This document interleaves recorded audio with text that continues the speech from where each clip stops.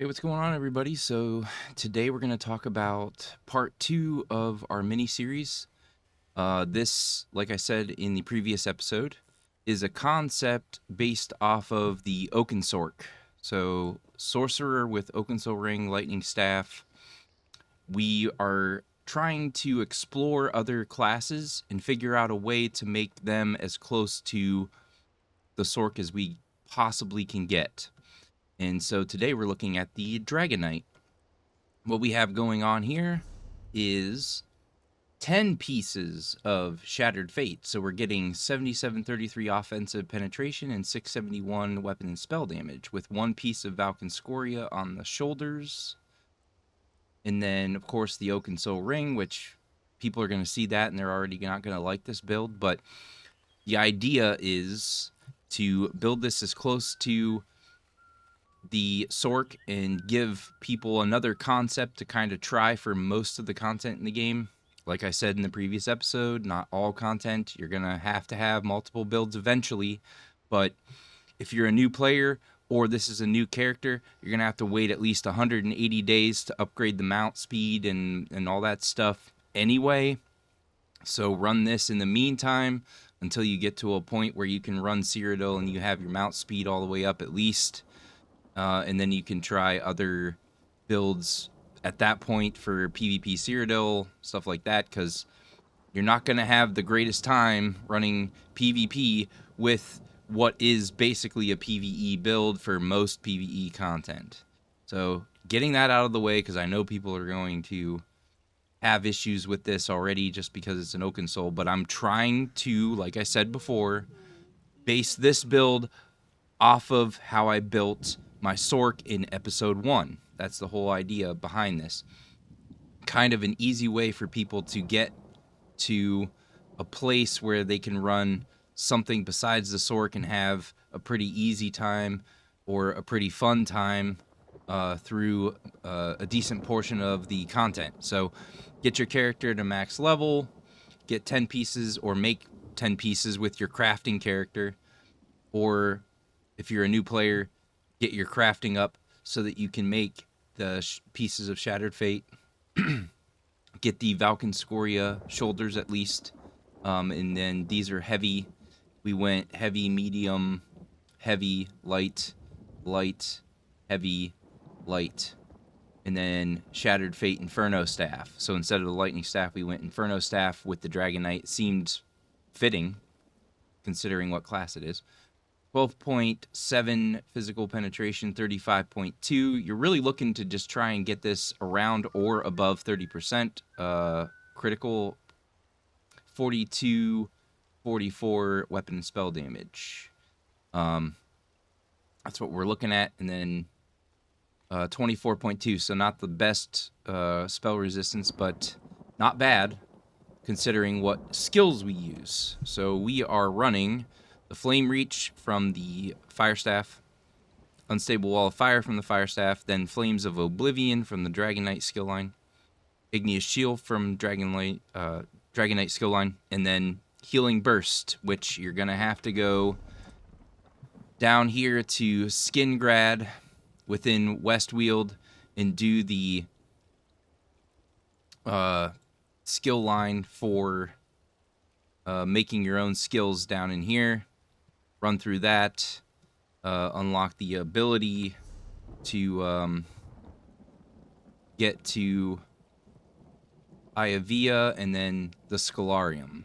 So you're going to want to go there. You're going to want to get the ability to make skills, because this is a skill that we made, the Healing Burst.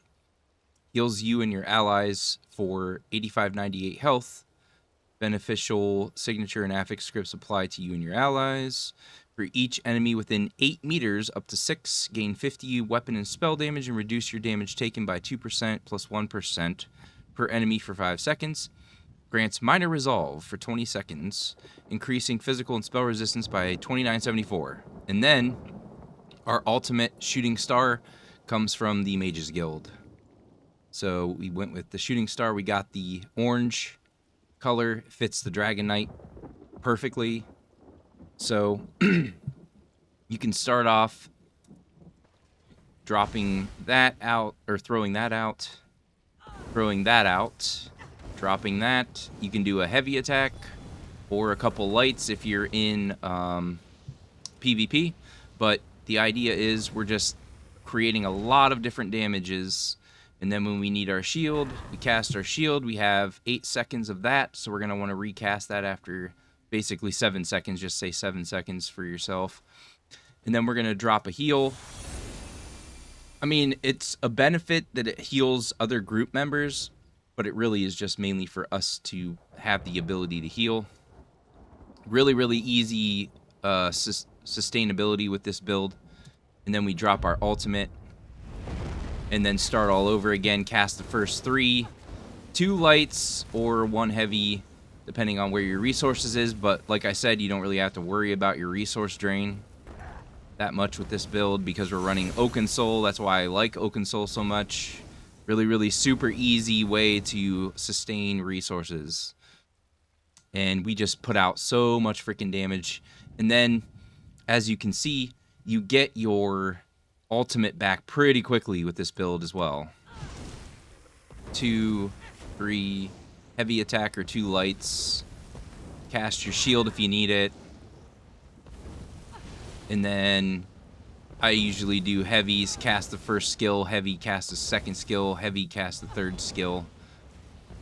Just so, because heavies just do really good damage. That's pretty much, it's not for resource sustain, it's just to get them crits going off. We're doing lots of stuff to lots of people if they're fairly close to you.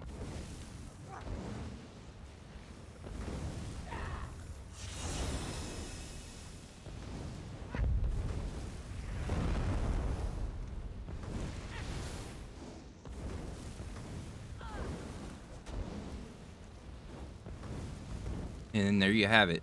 We're just doing unreal amounts of damage from multiple different skills. It's just really, really fun. I really enjoy it. I can mow through groups of enemies pretty easily. Like, even when they don't expect to be hit in, like, Battlegrounds, for example, they're getting hit by me. I don't even have to be looking at them. It's really, really quite nice. Like, experienced players, they are going to expect this ability here. They're going to expect that, and they're going to stay out of that area because they know that that's going to hurt them. But the concept of running the Flames of Oblivion and them getting hit every 5 seconds, it's going to kind of throw them off, or at least from my experience, many occasions has been them kind of being thrown off by it because they don't expect me not even looking at them and they're getting hit by something. So really fun, really cool build. I tested it in PvP Battlegrounds. I didn't test it in PvP Cyrodiil. I knew that that was pointless. You're going to want to eventually work your way up to making a secondary build for PvP Cyrodiil. That's just the way it is. You're not going to ever find a build in this game that's for all content. But I can run almost all content in this game. I had a harder time running through Maelstrom than I did with my Sork, which I'm sure any experienced player will know. That's not a surprise, but I was still able to get through it. You're just going to have a little bit harder time, and you're going to want to make sure that you can cast that shield and cast that heal on a regular basis. And we bump this up with the champion points, so we'll go ahead and take a look at this, show you these real quick. We went with Wrathful Strikes, all 20 points into Precision, Fighting Finesse, and then Deadly Aim, Master at Arms.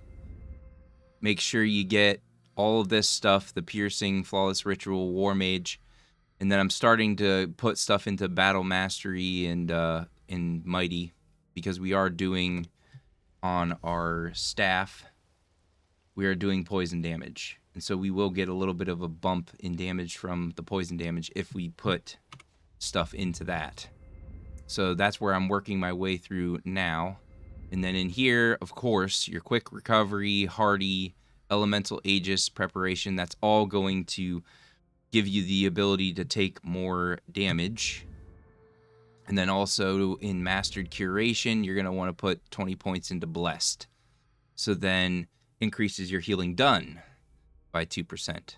Because you are doing healing from this ability here. And so, yeah. I think that's it. The food is, run whatever you want. It doesn't really matter. You can run the Crown Fortifying Meals or the Orzorga's Red Frothgar. You can do whatever you want. Food is just not. It's like it's important to use some kind of food, but overall, it's just like, make sure you're using some kind of food. Doesn't really overall matter what specific food you're running. But you can run Magic or Recovery if you want. So like Orzorga's Red Frothgar, it gives you Magic or Recovery if you're using light attacks more often than heavy attacks. But me personally, I just find it more comfortable to cast the first 3 skills and then throw out a heavy attack. Especially in Battlegrounds, people don't expect you to take the time to throw out heavy attacks. And sometimes that will get you killed. I'm not going to BS you guys on that. But there's been a lot of occasions in which I was actually able to finish people off with a heavy attack. So it's not like a completely bad thing. But if you plan on prioritizing light attacks in PvP, then you will want something that gives you Magic or Recovery. But yeah, like, comment, share, subscribe. Hopefully you guys found this informative, and I'll see you guys on the next one, all right? Laters.